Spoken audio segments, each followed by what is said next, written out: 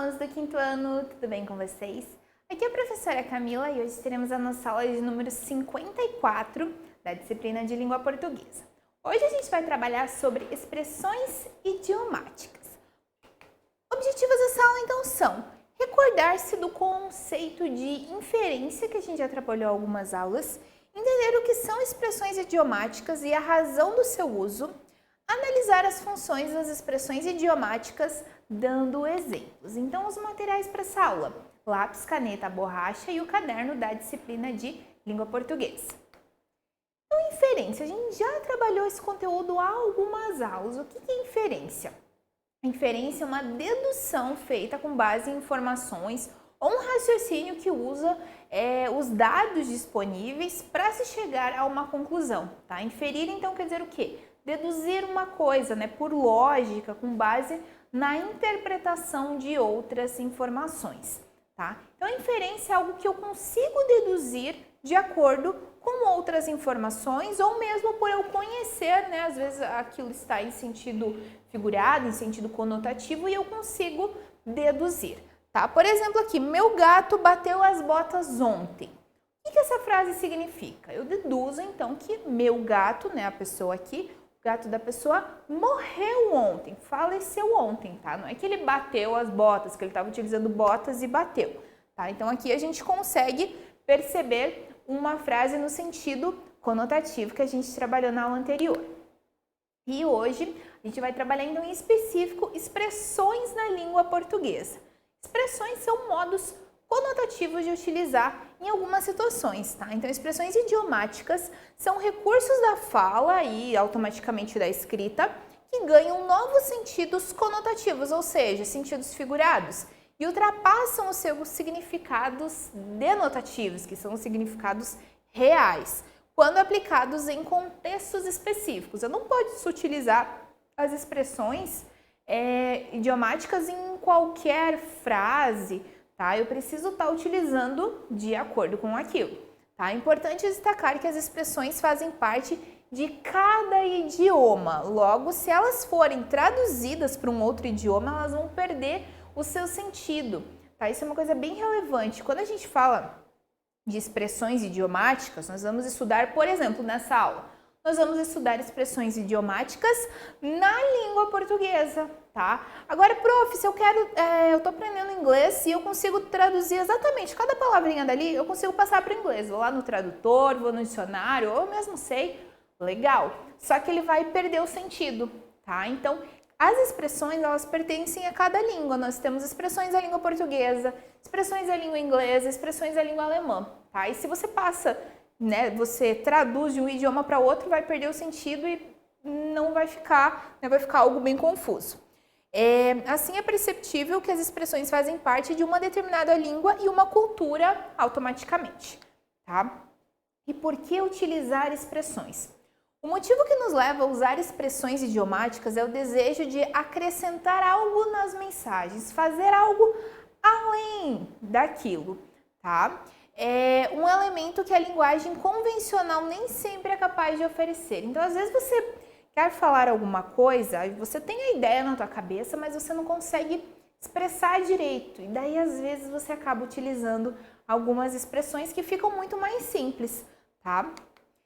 Funções das expressões. Então, as expressões idiomáticas, elas têm diversas funções. A gente já vai adentrar com exemplos, tá, pessoal? Primeira função: aumentar o impacto no que foi dito. Então, aquilo às vezes se dito do modo literal, denotativo, não impacta tanto, mas se você coloca uma expressão, ele gera um impacto maior, uma tensão maior.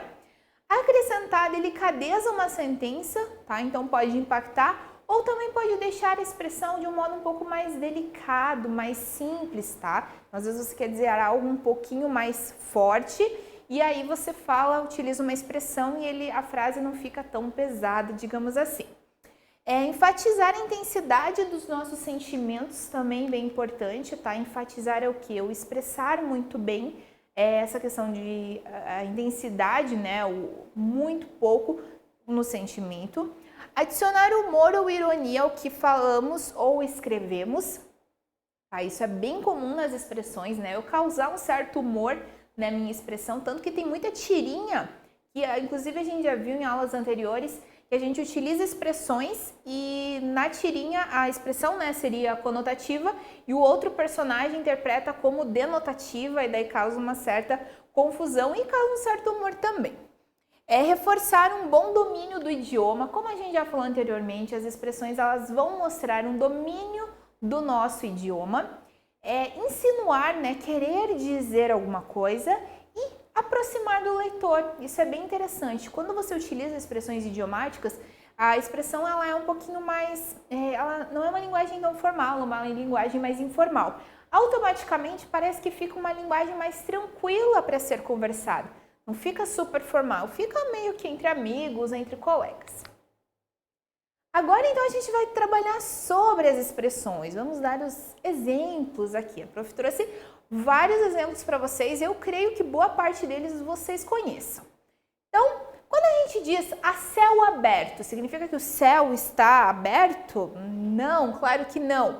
A céu aberto quer dizer ao ar livre. Ah, será feita uma festa a céu aberto, ou seja, uma festa ao ar livre. Abandonar o barco. Lembrando, a gente está usando sempre linguagem conotativa, tá? A gente utiliza um modo figurado. Então, abandonar o barco é desistir de uma situação difícil, né? Então, ele estava, sei lá, fazendo alguma atividade e abandonou o barco, tá? Não é que ele abandonou, que ele estava em um barco e ele deixou o barco. Ele apenas desistiu daquela situação.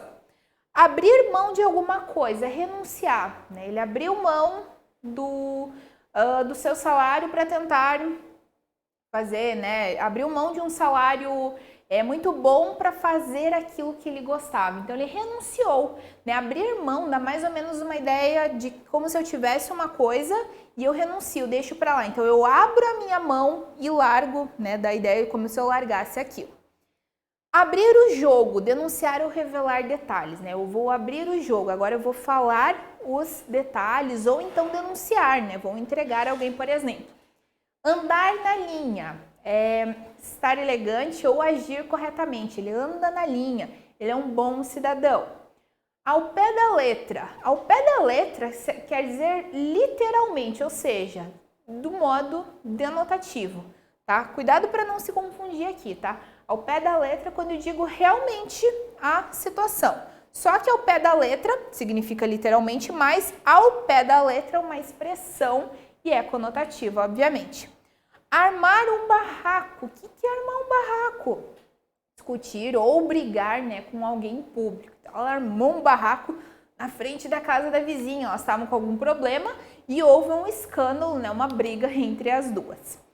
Baixar a bola. Né? Então, você está conversando com alguém e de repente você diz baixa a bola aí. O que isso quer dizer? Se acalme, se contenha, tá? Fique mais tranquilo. Barra pesada, situação difícil ou pessoa violenta. Aquela pessoa é barra pesada, aquele grupo de pessoas são barra pesada, né? Então, eles são pessoas violentas ou às vezes envolvidas em crimes, enfim. Ou uma situação difícil, eu estou passando por uma barra ultimamente, né? Eu estou passando por um problema realmente muito sério. Bater as botas, a gente utilizou lá no começo da nossa aula. Bater as botas, morrer, né? Falecer, alguém bateu as botas, o animal bateu as botas, enfim.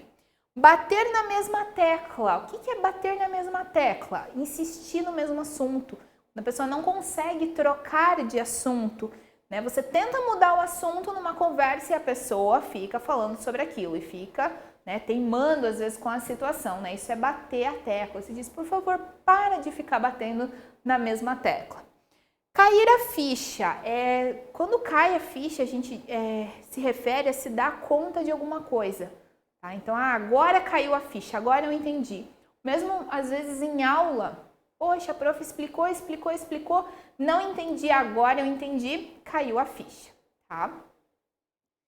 Cara de pau, essa daqui todo mundo conhece, né? Quantas vezes a gente já não falou, nossa, mas aquela pessoa é cara de pau, o que isso quer dizer? Descarado, sem vergonha, né? Não tem vergonha na cara, né? Faz coisas que são super vergonhosas e a pessoa faz com muito orgulho, né? Cara de pau.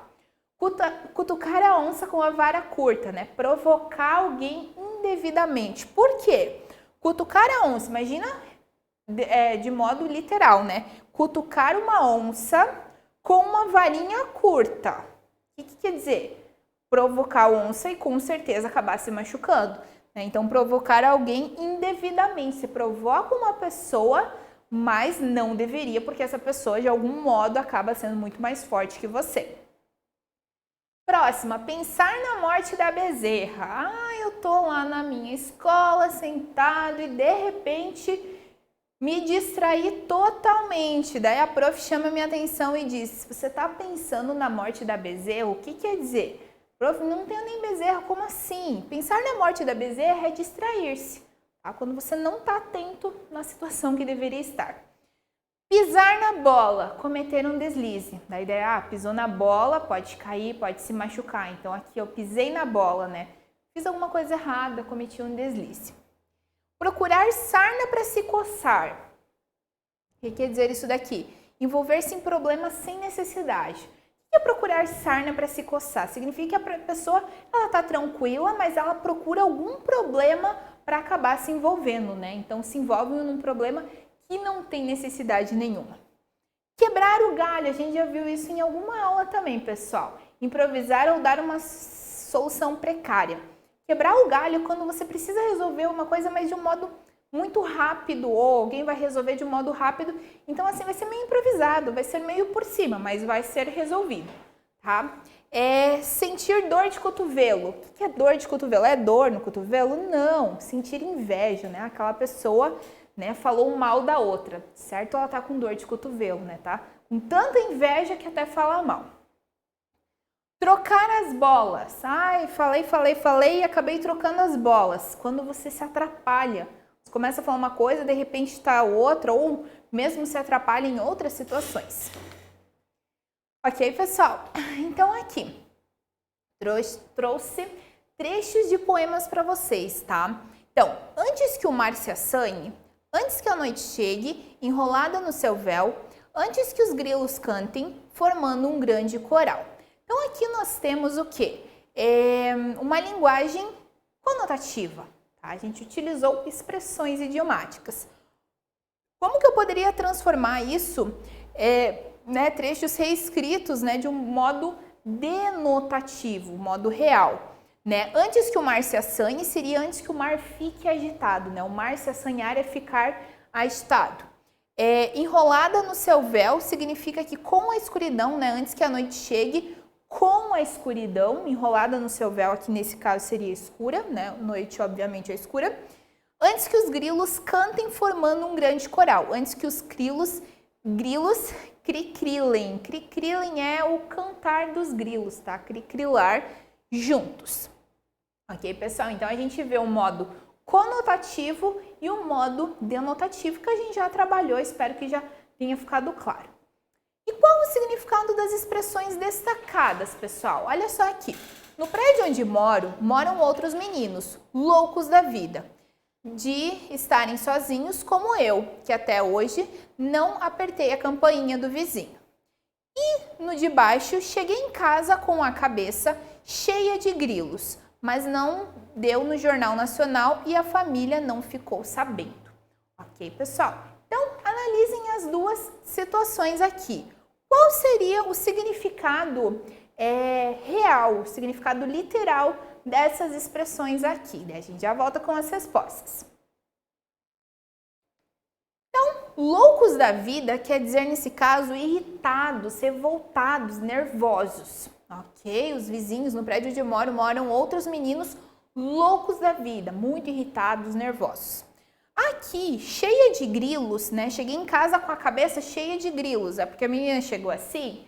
Não, significa, né, com muitos problemas, com a cabeça cheia de preocupações. Tá? Então, quando a gente diz que a cabeça está cheia de grilos, é que tem muita coisa na cabeça, né? Muita coisa na mente, nesse caso, né? Muita coisa para pensar, muita preocupação. Não é que a cabeça está aumentando ou tem alguma coisa realmente na cabeça. Tá, pessoal? Então, agora vocês concluíram essa lição. Espero que tenha ficado claro o conteúdo de expressões idiomáticas. Com certeza vocês conheciam já diversas expressões e agora puderam conhecer outras, podem utilizar aí numa linguagem mais informal no dia a dia de vocês. Então agora vocês vão realizar algumas atividades. Até a próxima e bons estudos!